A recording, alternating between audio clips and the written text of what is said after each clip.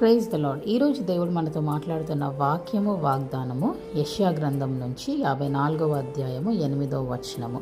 నిత్యమైన కృపతో నీకు వాత్సల్యము చూపుదును. హల్లెలూయా. Praise the lord. ఈరోజు దేవుడు కృపను గురించి మనతో మాట్లాడుతున్నారు. ఆయన కృప ఎంత ఉన్నతమైనదంటే అది ఉచితముగా మనకి ఇచ్చేశాడు.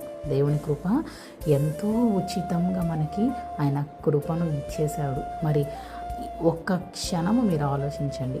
ఆయన కృప లేనిది గాలి కూడా పీల్చుకోలేము, ఊపిరి కూడా పీల్చుకోలేము, ఒక అడుగు కూడా బయటికి వేయలేము. మనం అనుకుంటూ ఉంటాం, నా ప్రార్థనల వల్ల నా జీవితం ఇలా ఉంది, నా ఫుడ్ వల్ల నేను హెల్తీగా ఉన్నాను, నా లైఫ్ స్టైల్ వల్ల నేను హెల్తీగా ఉన్నాను. అది ఏది కూడా కాదు.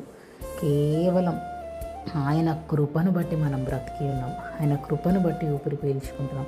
ఆయన వాత్సల్యము, ఆయన కరుణామయుడు, ఆయన ప్రేమామయుడు. కృప అంట మనకి సరిపోగా ఇతరులకి పంచే అంత కృపనిచ్చాడంట దేవుడు.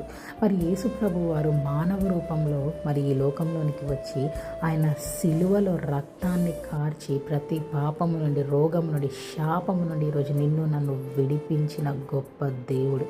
మృత్యుని జయించాడు. మృత్యుంజయుడిగా తండ్రి కుడి పార్శ్వము వైపున కూర్చున్నాడు.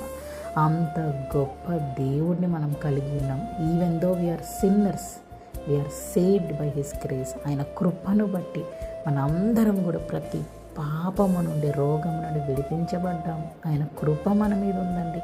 ఇంకేం కావాలి? ఆయన కృప ఉన్నతమైన కృప. పర్వతాలు, మెట్టలు దద్దరిల్లిన కూడా, కదిలిపోయినా కూడా నా కృప నీకు చాలును అంటున్నాడు దేవుడు. మరి పౌలు గారు అంటారు కదా, మరణమా నీ ముళ్ళెక్కడ అన్నప్పుడు దేవుడు అంటాడు ఏమని, నా కృప నీ వీక్నెస్లో అది చాలు, అది నిన్ను స్ట్రాంగ్ చేస్తుంది, బలమునిస్తుంది అని దేవుడి వాక్యం సెలవిస్తుంది. ఈరోజు ఆయన కృప మన మీద ఉన్నందుకు మనందరం కూడా కృతజ్ఞతాస్తుతులు చెల్లిద్దాం. May the lord bless you and give you peace.